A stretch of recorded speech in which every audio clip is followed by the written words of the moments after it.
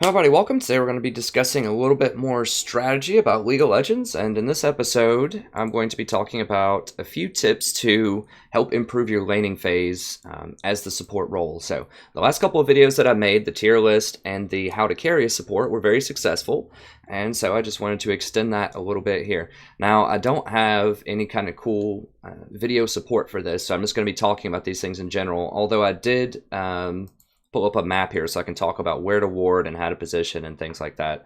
And in the future, if these seem to keep growing in popularity, then eventually I'll do some video editing and I can do a more professionalized guide. But a lot of these things are pretty in depth. I mean, I could go through all my VODs and find footage for all of this, but I want to keep this fairly concise, and I didn't want to put a ton of production value into it so that I can get back to the games, back to making some more content. So these are just a few things that I think can really help out most people in laning, that even at higher elos, I don't see people do this enough. And I even catch myself not doing some of these things nearly as much as I think I should.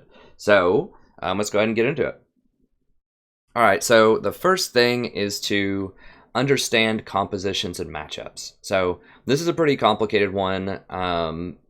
It takes a little bit of practice, but just do your best to just think carefully about what can I do as a support, what can my AD carry do, and then what can their support and what can their AD carry do. So just think carefully about what the abilities are, what kind of levels you have accomplished or achieved in the lane. What are your levels? Are you level 3 and they're level 4? Are you level 1 and they're level 2? This is very important. So you need to understand key power spikes. So if they hit level 2 before you, for example, you need to back up. Do not be anywhere close to where they can fight you with most things, because that's the most dangerous point in the game a lot of times for kills. A lot of people die at level 2 because it's a massive power spike. You get double the number of abilities and you get a huge boost in just overall stats, because you're going to get, depending on the character, you might get 100 HP for a level. You might get a bunch of extra mana. You might get a key ability. So for example, Alistar is going to be able to do his headbutt combo at level 2, whereas level 1 he's not really much of a threat because he either gets the headbutt or the Q knockup. He can't get both. So just really understanding the power levels at different points during the laning phase is key to managing your lane. So part of that is just understanding the compositions in addition to the levels and the items and such of yourself compared to your laning opponents. So just think carefully, what is the fight potential of your lane? Can you fight them? Can you win? Not every lane is going to be winnable in terms of a 2v2 fight. So I play Janna quite a lot and I win a lot of games, but she's not the best at 2v2 fighting, especially early on. So it's really important to keep this in mind. So think about these things as you're thinking about your overall fight potential. Can you win it all in? So if both people use all summoners, all of their abilities, they perform relatively optimally, can you actually win that fight? You need to ask yourself this before you actually get into that fight, because if you can't win that fight, then you don't want to get into a situation where it's going to be all in, right? So here are just a couple of sample common compositions that you might see, and just thinking about whether or not they can all in. And a lot of it has to do with how much damage they do and how much crowd control they have, and how easy it is to hit that crowd control as well. So let's take Jhin and Zyra versus Jinx and Thresh, for example. Should you try to fight that fight? The answer is yes. The reason is Zyra has a whole lot of damage early on in lane. It's relatively easy to hit her roots, and if she does hit them, it's a lot of damage, and Jhin can follow that up with his W very easily, and he also has a lot of burst damage. So if you catch someone with a Zyra root, then you should absolutely try to go all in a Jhin Zyra lane, unless you think the jungler's camping you or something, which we'll talk about here in a second. But under normal circumstances, you should absolutely fight that, because you're probably going to win against most compositions, especially against something like Jinx and Thresh. So why would Jinx and Thresh, if you're on that side of the equation, why would you not want to fight? Well, Jinx doesn't have a lot of burst damage early. She's primarily an auto-attack champion. You can do some burst with her Q, her zap, if you hit them with it, but it's a little bit harder to hit because CS can block it, whereas Jhin, I believe, I'm not sure if it'll still root. I actually don't know that off the top of my head if it still roots if it goes through minions, but I know it can definitely still hit people if it goes through minions. I think it still roots if it goes through minions as well. So Jin's is easier to hit than Jinx's.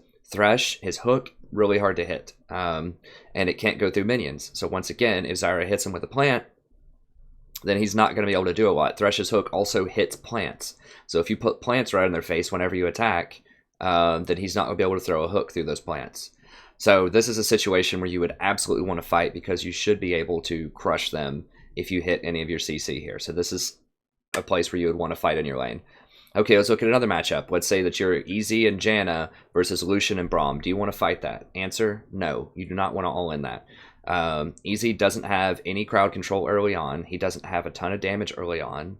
I mean, his Q, he can do some damage, but he has to save his E to escape a lot of times. You don't want to flash forward with Easy a lot, because he's going to be very vulnerable if he does. So very low damage early on. Janna, same deal, very low all-in damage. She's good at protecting people, but she doesn't have a ton of damage or reliable CC. Whereas Lucian and Braum, Lucian has a lot of damage early on with his various abilities and his double shots, and Braum is able to proc those stuns, which are extremely powerful early on, and protect his AD carry with that shield. So you do not want to fight that. Do not try to fight Lucian Braum if you're Easy Janna. So you need to understand, hey, we can't fight. Let's just try to last hit. Let's wait until the jungler comes, or let's just farm and wait until we get some items on Easy so that we can actually fight down the line. So this is just a simple example of just understanding matchups and deciding before you even get into a fight whether or not you should actually look for those fights. Okay, another example is it worth trading with the enemy? Now, trading is different from all-in. Trading just means you're doing short bursts of damage exchange, and you're not looking to all-in fight. You're just looking to trade some damage onto them in exchange for whatever damage they put onto you. So when you're trying to go for trades, then you want to be thinking, what is the danger level here? So can they actually all in and kill me? So if you're trying to go up and auto attack someone as Janna and you're against something like a Leona, you don't want to do that, because first, you're not going to do very much Janna. You're not going to do much damage as Janna to Leona. And secondly, if she goes onto you with her E, she has a very high potential to either kill you or at least do a lot of damage to you. So that's not a worthwhile trade, because the threat is too high. Also, think about whether or not they have a heal. If they have a heal and you don't have a heal, it's usually a very bad idea to try to trade onto them. So, for example, if they have a Sona and you have a Janna or something like that, you probably don't want to trade onto them too much, because they're going to be able to heal up their damage and you're not going to be able to do that. Now, it doesn't mean you can't engage on them. So if you have like a Leona Lucian, you can still go in and try to all in the Sona, but you don't want to just trade with her because she's going to heal up. So it's either all in or don't fight at all would be that scenario. So let's look at a couple here. Let's say that you are Sona Kate versus Misfortune and Morgana. Do you want to try to trade there? Yes, because you have a heal with Sona and you have really good poke with Caitlyn and Sona. So you can put a lot of damage onto them and you can heal the damage they do to you. MF does have some poke early on, but she's very vulnerable. She doesn't have a lot of escape. She's really easy to poke out. And Morgana's skill shot's really hard to hit through creep waves. So this is a place where you would want to poke. Now let's say that you are Jinx and Janna against Nami and Lucian. Do you want to try to trade with that early on? No. And the reason is Nami has a heal. She also has a lot of, a decent amount of damage early on if she spams her W on you. She has the potential to all in you with Lucian if she hits you with a bubble, so that falls into the danger section. They can actually kill you in that matchup. And Jinx doesn't have a lot of burst early on.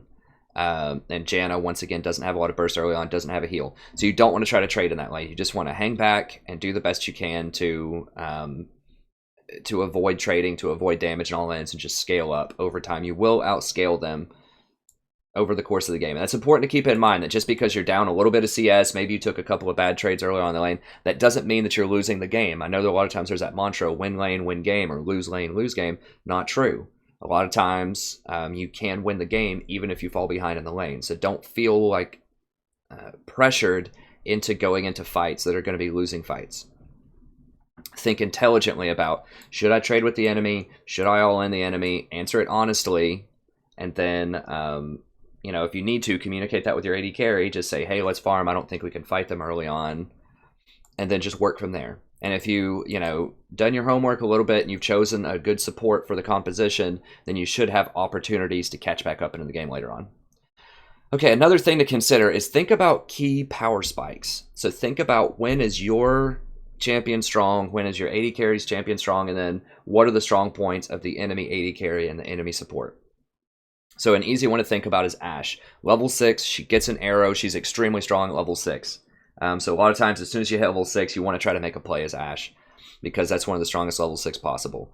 Let's see, another level 6 that could be powerful is Zyra. So if you hit him with the roots and your ultimate, you have almost enough damage at level 6 to just completely kill people, even if your AD carry doesn't even touch them. So Zyra is another example of someone who's really strong. So if you have an Ashe Zyra lane, as soon as you hit level 6, you want to be thinking about, okay, we can go all in and kill. And this might change your overall calculus, right? So let's say that you're Ashe Zyra, and you didn't want to trade early with something like a Sona Kate because you were afraid you get poked out. Well, once you hit level 6, you have enough damage and enough all-in potential because you just got those new abilities, the arrow and the Zyra ult, that now you can all in, whereas maybe perhaps you couldn't earlier on because you're not hitting your roots or whatever. Ashe is really vulnerable. She doesn't have a lot of CC early on. That all changes at level 6, though, potentially. So just keep that in mind. Just know, okay, we're really strong at level 6. Let's go fight. If that's the case. Or they're really strong at level 6. I need to be super careful and not fight. Okay, and then just understand basic power spikes for different types of champions too.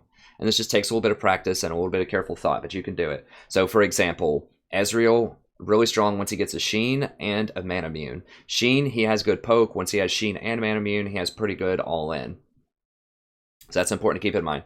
Jinx, Caitlyn, a bunch of other AD carries who get BF Sword. Once they have that BF Sword, that's their power spike. And that's bigger than Ezreal usually. So, for example, if you're in a lane and you have an Ezreal and they have a Jinx and they come back and a typical buy is they have a BF Sword and you have like a tier and some boots or a tier and a Cole or something like that, that means you can't all in fight them because they're much, much stronger at that juncture because they have the BF.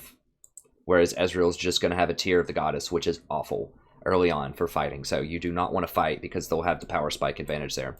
Also think about Vayne. Vayne's these days are going BF swords a lot more often, but she's just really not good until she gets to level 6 early on, and even then she's not that good, right? Like Vayne needs a lot of items to be able to leverage her mobility and to make up for the fact that she doesn't have a lot of burst damage unless she pins people into walls, which depending on your elo can be rare.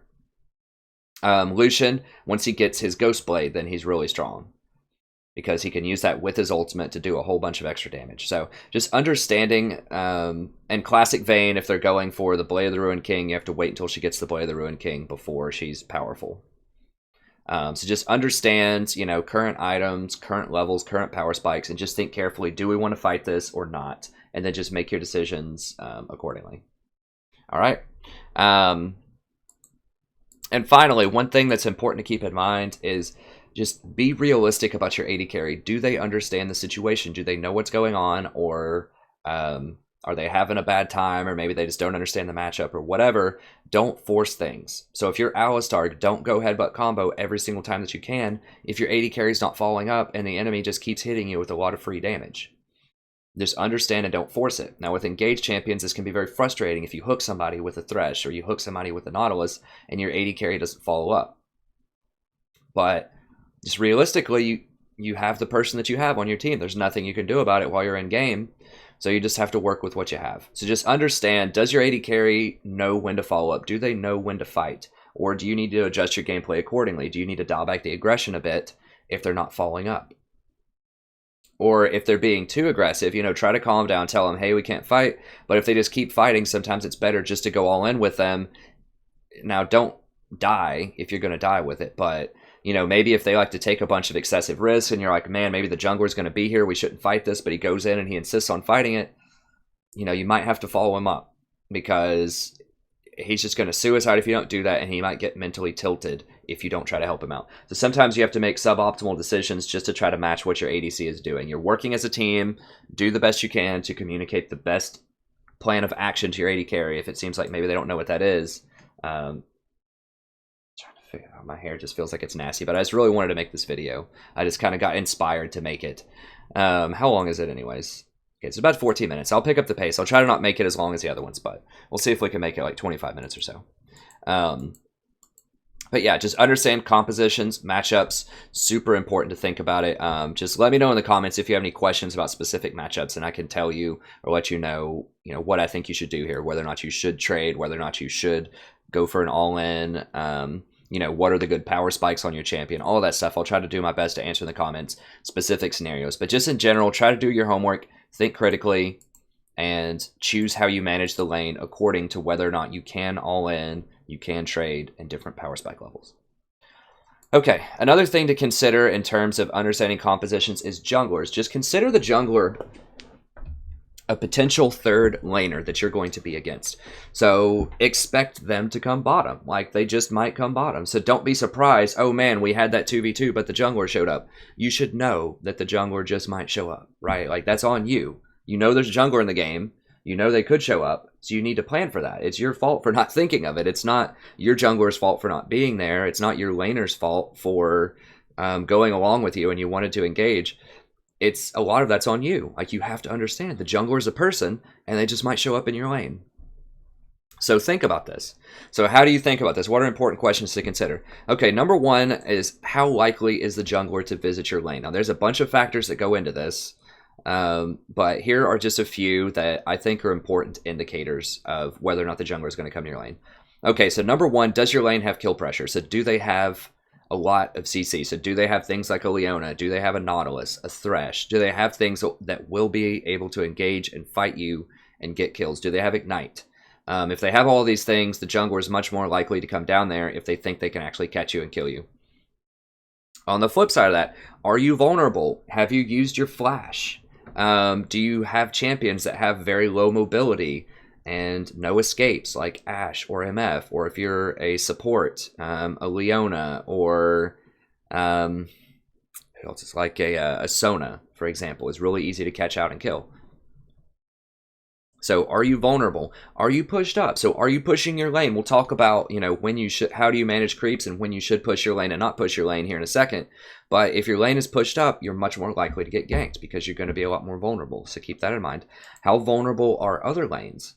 That's important to keep in mind too. So if there's another lane that's really far pushed up, the jungler might go over there instead of go for you. So they're less likely to go for you if more of the lanes are pushed up, or if there are specific matchups that are good in other lanes. So for example, if the top lane has a bunch of CC and they could potentially kill somebody, so let's say they have a Tom Kenshin lane, or let's say they have a Nautilus top lane against something that's very immobile, and the enemy jungler has a good chance of killing your top laner, and they've already gone up there, you've seen them up there several times, which we'll get into the next point, then you're probably a little bit safer bottom lane.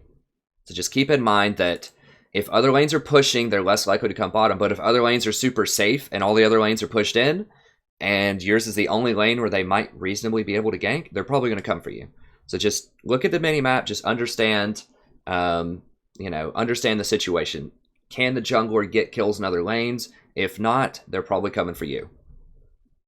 Okay, and finally, how likely is the jungler to be on your side of the map? So this can be a little tricky to figure out if you don't physically see them on wards, but there are some things you can consider. So, number one, did you just see them top lane? Or, did you just see them back somewhere and then they're not going to be bottom lane? Or, taking it to the next level here, if let's say that your jungler ganks top lane, it's a long fight, about 10 seconds, they get a kill, and you never see the enemy jungler. Very, very suspicious if you don't see the jungler show up at a fight. So that means the jungler is probably not on the top side of the map. So either they're actively waiting to gank you bottom lane, or they are just on the bottom side farming some stuff, and they could potentially show up to support the bottom lane if a fight breaks out. So either way, they're probably on your side of the map. So be very, very careful if a fight breaks out in another lane and their jungler never shows up. Okay. Another thing to consider when you're thinking about junglers is think about your own jungler.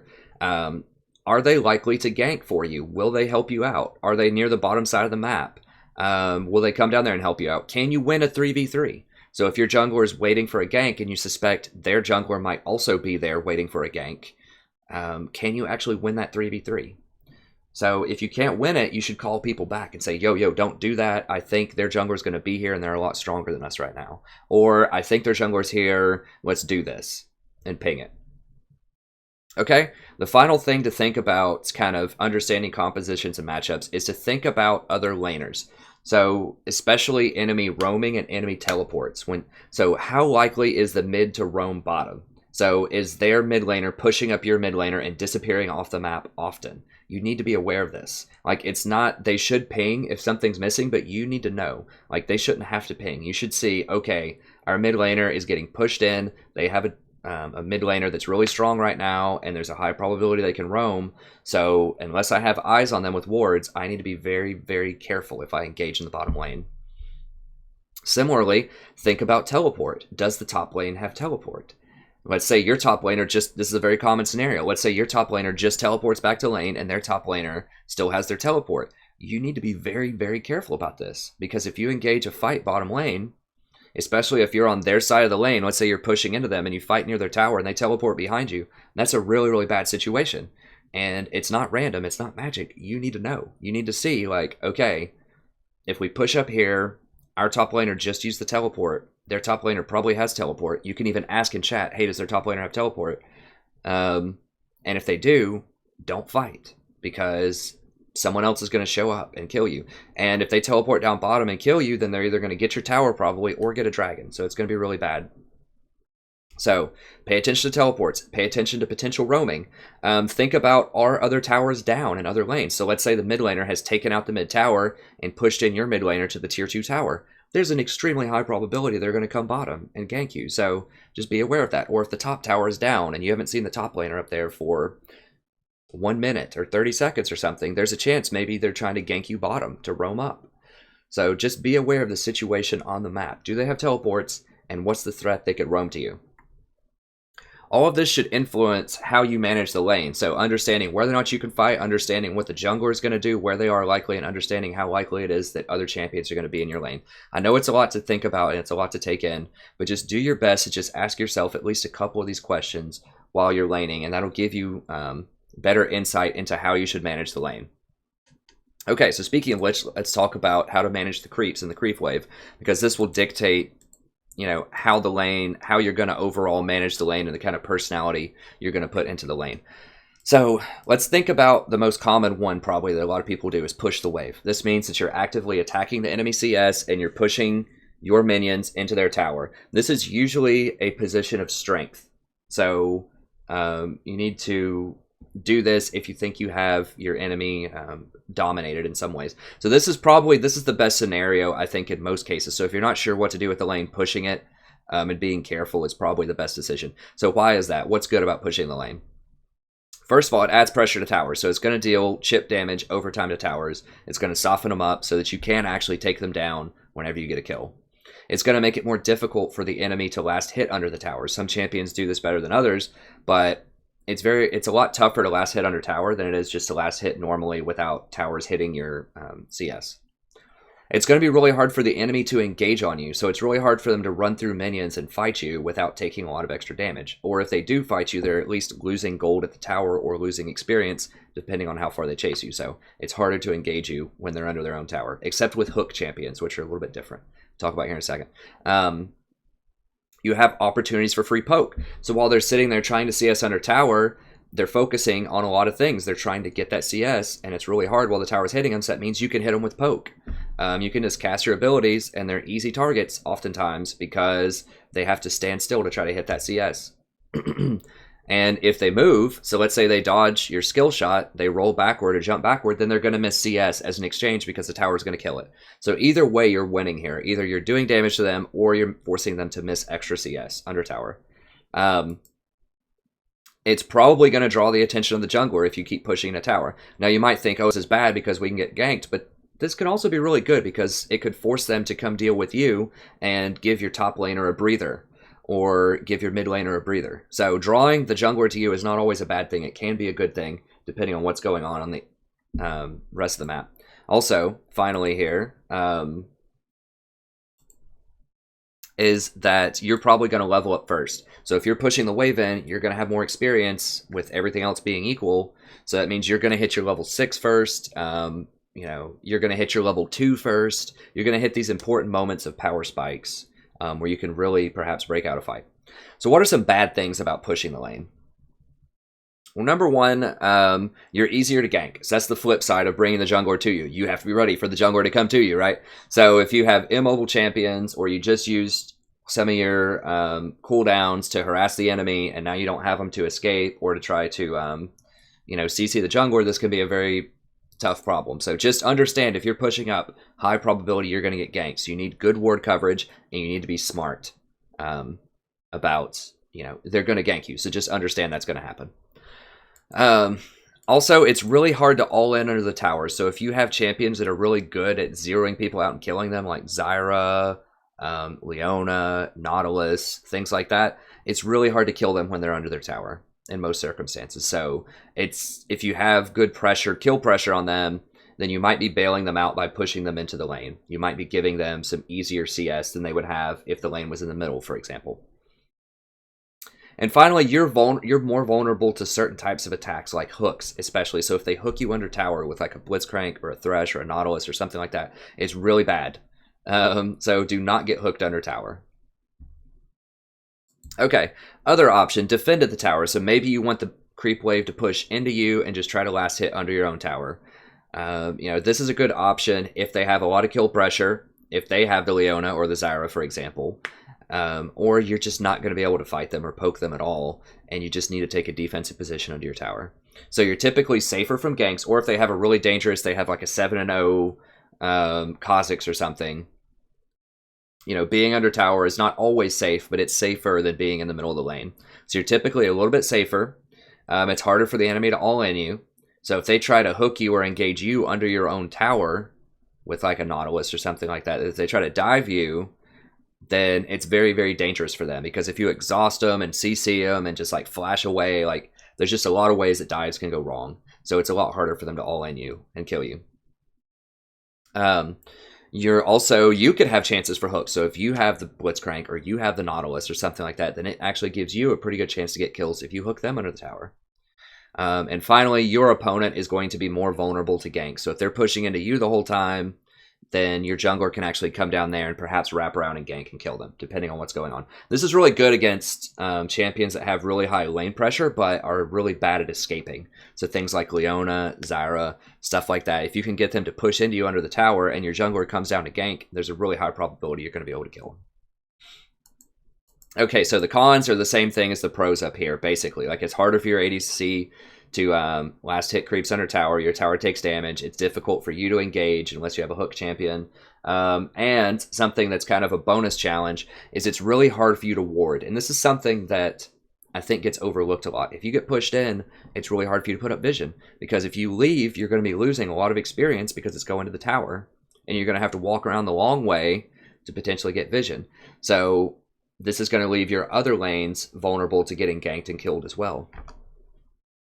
So it's tough. You have to ward in optimal places. So let me show you what I'm talking about here. I've got a map really quick of Summoner's Rift. So let's say that you are on the red side here, and they've pushed you in as the blue side. So you're just constantly having to last hit right here under the tower. Well, if you're right here, and let's say every time the wave resets, they start pushing it immediately, and it never goes up much further than this. So you might be able to ward this bush, maybe, depending on how dangerous it is to ward this bush. You can ward your tri-bush here to maybe prevent them from ganking you, but this is a very, very low area of vision. That means Dragon is probably going to be exposed. That means they could very easily sneak into these bushes and potentially gank you right here. They could sneak into this bush potentially and gank you. So it's just really hard to get good wards down. You also can't ward over here. Like, you can't ward this area to stop people from ganking your mid laner, so you can't help them out with warding. So what you can do is, whenever the wave pushes up to here, just ping back, tell your AD carry, just hang out at the tower, I'm going to ward, then just go over here. You can drop a ward right here, or you can come over this way and ward here. Now, you're going to lose CS probably, because you're going to have to kind of take this long, circuitous way to get over here and get back, but at least you can kind of get some wards in there. Now, that's also dangerous, though. If they have warded over this bush and see you coming out this way, then, they could potentially collapse on you with the jungler or the mid laner down the river and kill you if you try to ward here. And your AD carry is not going to be able to help because they're pushed into tower. So it's pretty dangerous. A safer thing would be ward right here and then just ward over this wall right here. So you can still ward, it's just not as good. Whereas on the flip side, if you're pushed into their tower right here, you could potentially ward their tri-bush, you could ward dragon. You might even be able to sneak and ward over this wall, or if you're really pushed in and you're really fast, like Janna, you could run all the way up the river and maybe even ward right here. Or if you saw the jungler top, you might even be able to sneak in and ward right here. So being pushed up gives you a much greater range of visibility. So that's definitely a downside. If you're kind of pinned into this area, you're not going to get nearly as much vision. Okay. So the other option is to keep the wave in the middle. So to try to hold it in the middle of the lane. This is still relatively safe for each party, sort of. You can kind of escape. But it's really good for all-ins. So if you have something like a Leona or a Zyra and you want to all-in and try to fight them, this is the best place for it because you're going to be able to pull them off of your tower a little bit while at the same time not taking... I'm sure what I'm trying to say here. Well, at the same time, you're still going to be able to ward in decent places and the tower's not going to be taking damage and it's still going to be relatively easy for your AD carry to last hit. So it doesn't have a lot of these cons, but it also adds that extra pro of being able to go all in. Okay, the final portion of the section, helping your ADC manage the wave. Okay, so once you've decided what you want to do in your lane position, either push, defend, or keep the wave, depending on the different matchups and compositions that you've already thought about, then help your ADC manage the wave. So that might mean pushing up the wave, so just auto-attack the CS. If it's CS that has a lot of hit points left, go ahead and throw some autos in there, help them push it up faster. Don't disrupt them, so make sure they don't miss CS, so don't take the CS yourself, and also don't hit it if it's really low to the point where they're going to miss it, or it's going to be really hard for them to hit it. So if it has, 50% or more HP on a creep, then consider going ahead and just hitting it and just helping them push it in. If you're defending at a tower, just watch how the tower is hitting the minion, how much health it's going to have, and try to last hit it right before, if you need to, right before your AD carry is going to last hit it, if that's going to help them secure the last hit. So for example, the ranged minions early on in the game, if they take one tower hit, your AD carry is not going to have enough damage to kill them. They're going to miss the CS. Someone has to hit it first, and then the tower hits it, and then someone hits it again, and that's how you secure that last hit on the ranged minions. So you can help your AD carry do this. So just on each ranged minion, just hit it one time, and then after the tower hits it, then your AD carry can hit it. So that's just a really simple example of how you can help your AD carry last hit under tower. If you want to back, so you want to recall and get some items or whatever, push it into their tower, always. Always. It's going to stop them from pushing back into your tower, and it's going to force them to miss CS. So do the best you can. Well, not always. I mean, if you're going to die and you're at like 1 HP or something, you have to back and just deal with the consequences. But do the best of your ability if you're going to back to push the wave forward. And finally, don't CS in waves of CS. Or don't fight in waves of CS, rather. Make sure that if you do a fight, try to get them into your CS. So get them to engage onto your side of the CS, and then that way they're taking all the hits. When you fight them. So just think very carefully. It's very easy to overlook those minions. They look really small, like they don't do a lot of damage. They do a lot of damage, especially early in the game. Trust me, they do a lot of damage. So you do not want to fight in their creeps. You want them to fight in your creeps, if at all possible. So just keep that in mind. So in other words, if there's a huge creep wave pushing into your tower, let's say there's 10 creeps, do not engage and try to fight them. Or if they have a huge wave building up of 10 creeps, and it's still in the middle of the lane, but they have way more creeps than you do not fight them in those creeps. It's going to do a lot of damage. Okay, the final thing I want to talk about, and then I'll go ahead and end the video, is just warding and roaming, very loosely here. So, the first most important thing is always communicate with your AD carry whenever you're going to roam or ward. Ping them back and just say, I'm warding, and ping where you're warding. Most reasonable AD carries will understand, okay, I need to back up a little bit, or even better, they will follow you and help you go ward, just in case you get into trouble. At the very least, they should back up. So just be aware of the vulnerability level of your AD carry, and don't leave them alone for too long. So if they don't have a flash, and they're not backing up, and there's something like Jinx that has no escapes, and they have a Leona, you can't go ward as far, because if they get engaged on, they're going to die. Whereas if they have flash and it's Ezreal, they can escape from a lot of stuff really easily. And let's say they're against a Janna lane who has very low engage, then they're going to be able to escape.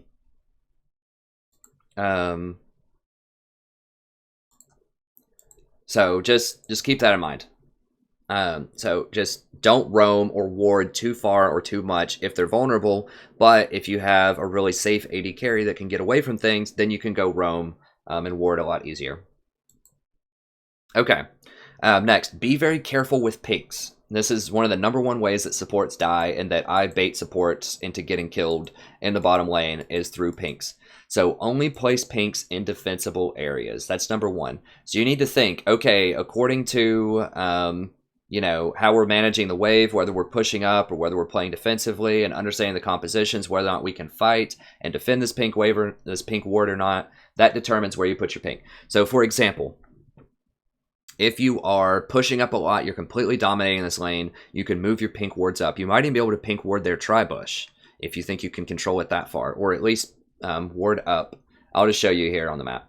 So let's say that you're pushing up here. You have a lot of domination. Let's say you have a couple of kills. You're really strong at this point. You might be able to pink their tri-bush to clear them out.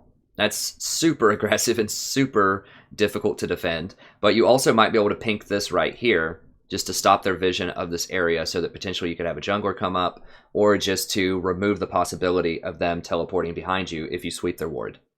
A really common place to put a pink if you're kind of in an even lane or you're pushing up is right here, if you're on red side, because this will give you kind of permanent vision of this sort of general area here. And it also clears out any wards they have of that area, so that's good. Now let's say that you're getting pushed in here by the blue side, and as we talked about before, it's just really hard to do anything. It's really hard to get up normal wards, and you can't pink this, you can't pink this, because they're just going to clear it out, because you can't defend that area. So you could pink the tri-bush, just for permanent vision, just to make sure that they're not going to gank you, and that would free you up to use your normal 3 wards here, here, and here, perhaps. Or another option is you can just say, you know what, forget it. We can't defend a pink bottom. I'm going to use my pink somewhere else on the map. And so you could actually pink this bush to help out your mid laner, or you could pink their bush if they're... So let's say you're getting destroyed down here. You're getting pushed in, but they're dominating. So they're pushing up a lot. They have a lot of power. You could actually walk over here and ward their bush right here, because they're going to be able to defend it because they're really strong. So that'll clear out the vision so that the jungler can come in and help them assert their dominance even more in the middle lane. So there's lots and lots of options with pink. So just think carefully. You don't always have to put it in the same spot. And just think about what you can defend and what's strong on the map.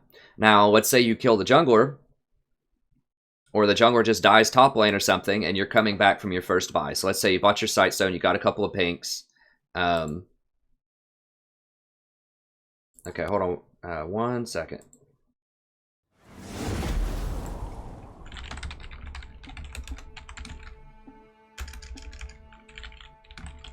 I'm just going to finish this up really quickly here, and then I'm going to play with these guys, because these are my sort of diamond...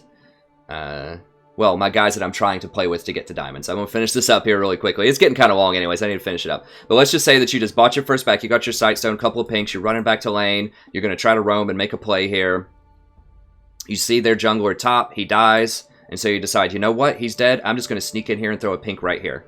They're not going to look at it very often, and it's going to give you a lot of really, really good intel about their jungle. So just think very carefully about where you can place the pinks, what you can defend, and what you can't defend. Okay, so don't get baited by pinks. Do not try to fight them. So this is a very common place where people try to fight. Do not fight here with pinks unless you know you can beat them. So unless you're confident their jungler's not going to show up, or your jungler's waiting right here and he's going to show up and help fight, then you can go ahead and do that fight. But just be aware, there's going to be a fight if you go here, and just make sure you can win that fight if it breaks out. Okay, I'm just going to go ahead and let them start this as we finish up. I don't want to keep them waiting too long. So that's important to keep in mind. And then, yeah, coordinate with the jungler, just like I said. Try to say, hey, this person's going to fight me for this pink in this tri-bush. Wait right here, and as soon as he fights, we can go in and kill him. Just type that up in the text really quick. And it'll help you win a lot of games. Buy plenty of pinks. Don't think, okay, I have a pink on the map, so I don't need any more pinks, because it hasn't died yet. So buy a lot of pinks. Use pinks aggressively to clear out their wards. Remember, it's not only vision for you, it's vision denial for them. So that means that you should have a lot of pinks and replace them a lot. Also, there might be other areas of interest on the map. So let's say early on you put a pink here, and it lasts for 10 minutes or so. But eventually, let's say that people are wanting to position around Dragon, or around Baron rather. Move your pink from here up here to provide better vision. or to sweep out some of these wards. Or let's say you have a pink right here, you have another one in your inventory. You kill them bot, you kill the jungler, and then you get this tower. Before you back, run over here and throw a pink somewhere in their jungle, because now you can get a more aggressive ward. So don't just think just because you have a pink on the map that your warding is done with pinks. You need to have a bunch of extra pinks so that you can reposition your wards to adapt to the kind of game that's going on currently. So you can either make them more aggressive warding, or if they clear out your pink, then you have another one ready to go to put in another part of the map. So it's a never-ending constant battle with pinks. You need to buy a lot of them, and you need to place them in optimal places. So always have a ward, always have a spot for pinks, and make sure that you're thinking very carefully about how you can place those optimally.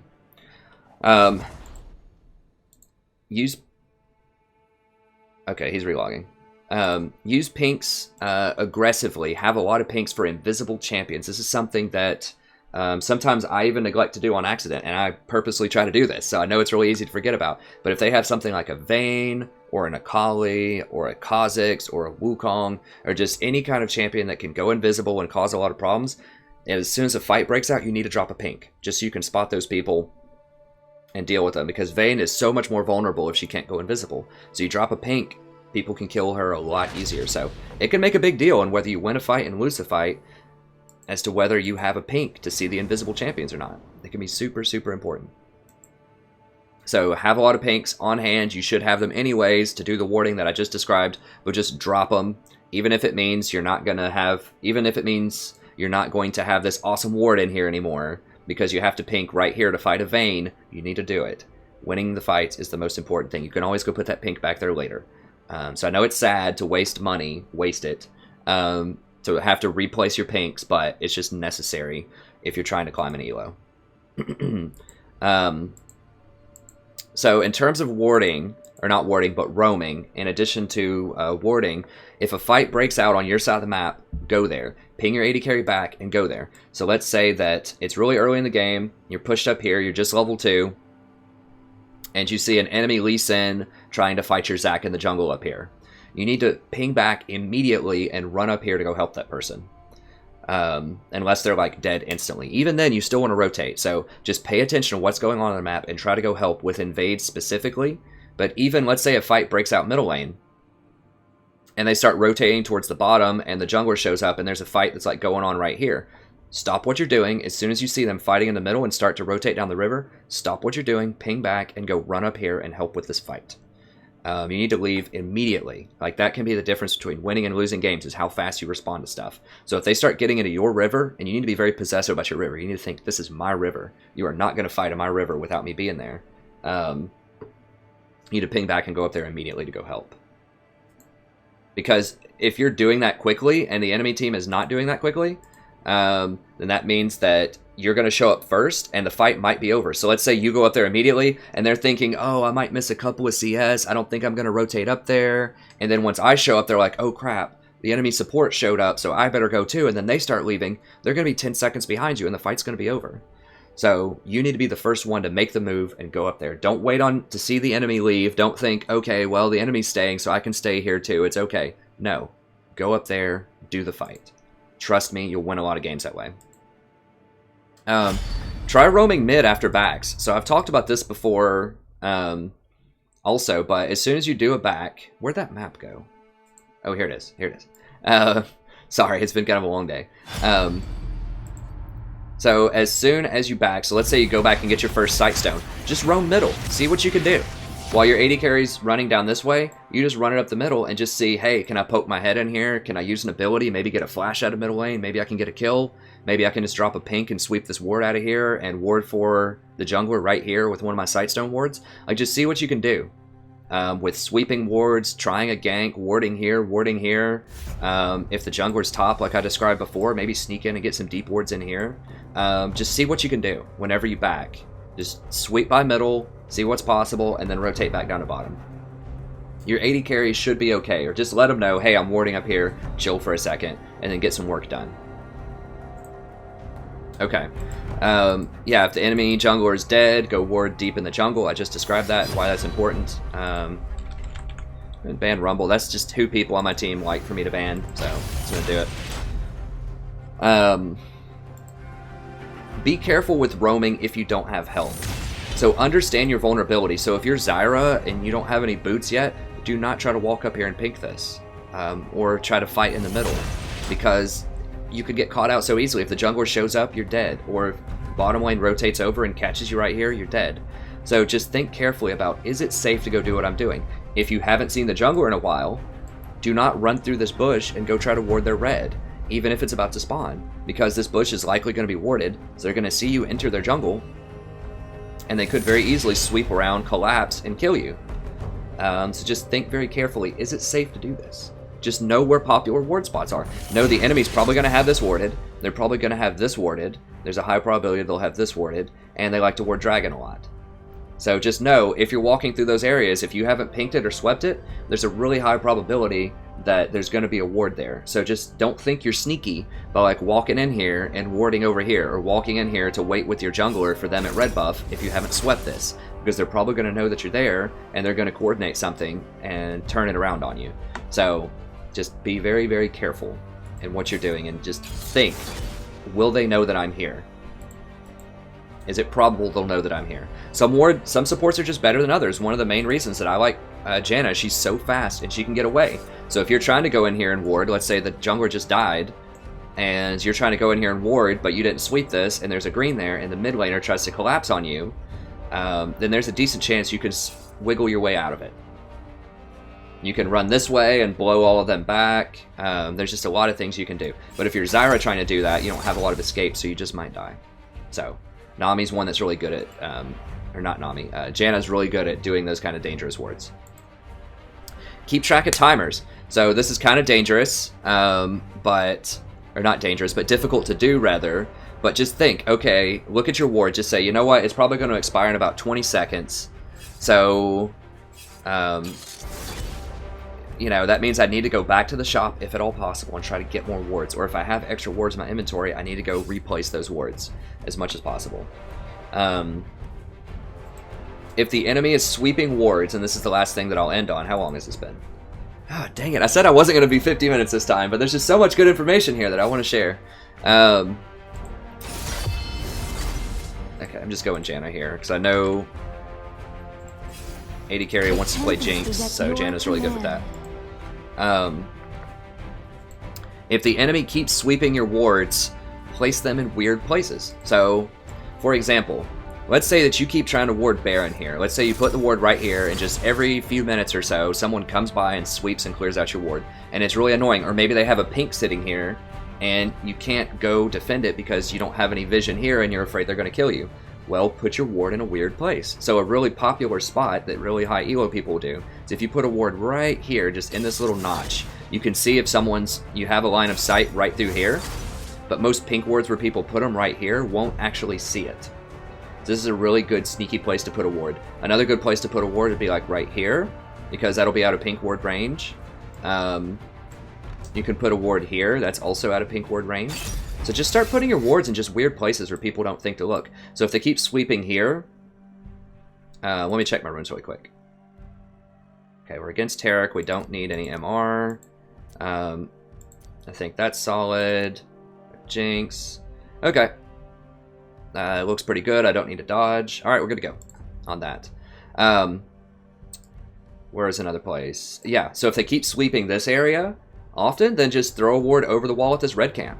Because a lot of times where people place the pink right here, it won't see it in that location. And if they put a pink here, it also won't see it at that location. So just put the ward there. It'll let you know if they're doing that camp, even if you don't have as much vision as you would if you put it in those other places. It's going to be safer. They're not going to sweep it as often. So having some vision is better than having no vision. So just think about, are there places where you can ward that it's unlikely they're going to be? A super common one.